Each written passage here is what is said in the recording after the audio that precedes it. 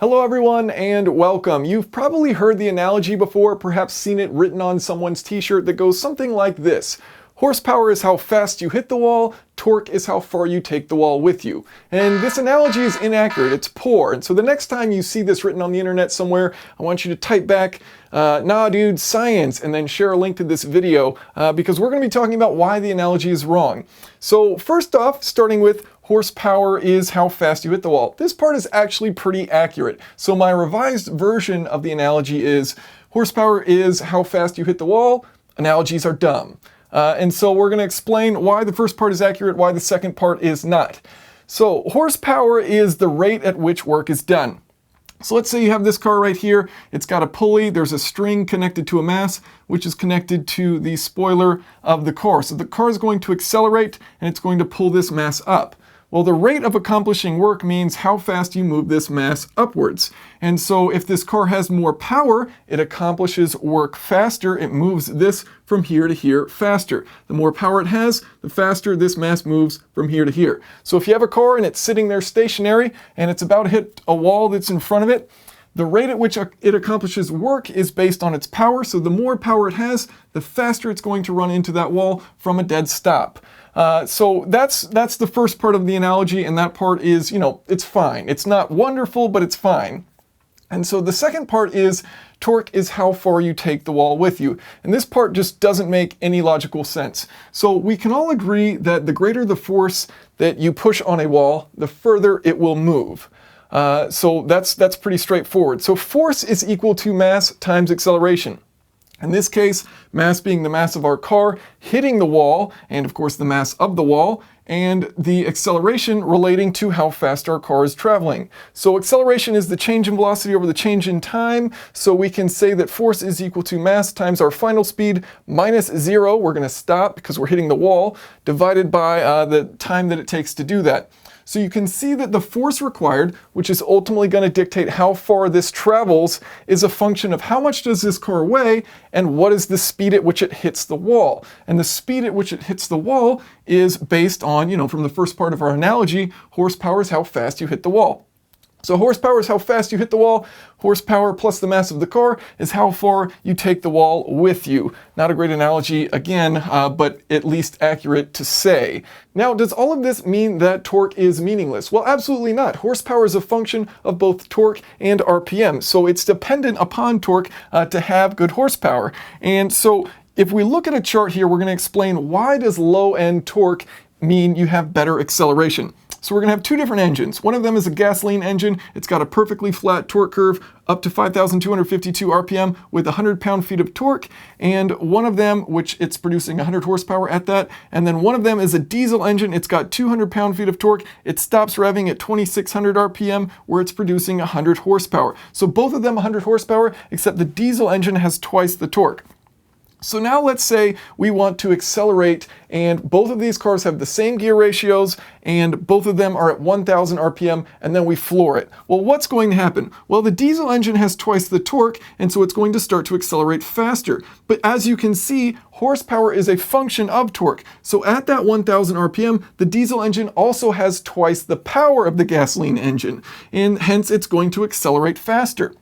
Now it will start to accelerate and then it'll reach its peak RPM, 2,626 RPM, at which point the diesel engine is going to have to shift gears and the gasoline engine won't. So the diesel engine is going to adjust its gear ratio, lose some torque, while that gasoline engine is going to stay within that gear ratio and keep accelerating all the way to 5,252 RPM.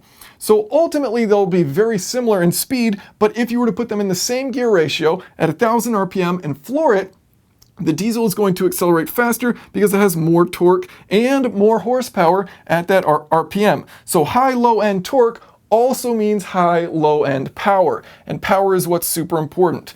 Okay, now one last comparison to help prove a point. So we've got a Ford F-250 diesel, which produces 440 horsepower and 925 pound-feet of torque. So an absurd amount of torque versus a Honda S2000, 2008 with 237 horsepower and 162 pound-feet of torque. So a pathetic amount of torque, a mildly impressive amount of horsepower for a small engine. The Ford F-250 diesel weighing 8,300 pounds and the Honda S2000 weighing 2,800 100 pounds. So all of these figures here I got from Car and Driver. They did 2 different tests on these vehicles, and I'm just taking their numbers from their actual tests. So if you look at the weight to horsepower ratio of the Ford F-250, it's 18.9 pounds per horsepower, which is not good. It means you've got a lot of weight and not that much power to pull it along. Versus the Honda S2000, 11.8 pounds per horsepower. Now this isn't wonderful, but it's certainly better than 18 to 9. So a nice big improvement there. Versus if you look at the torque, the weight to torque ratio, so we've got 9 pounds per pound-foot of torque because this thing has an absurd amount of torque, versus the S2000's pathetic 17.3 pounds of weight per pound-foot of torque. So pretty poor. Now, which one of these is more important, your power to weight ratio or your weight to torque ratio? And so to illustrate this, looking at Car and Driver's 0 to 60 times, the Ford F-250 did it in 6.9 seconds.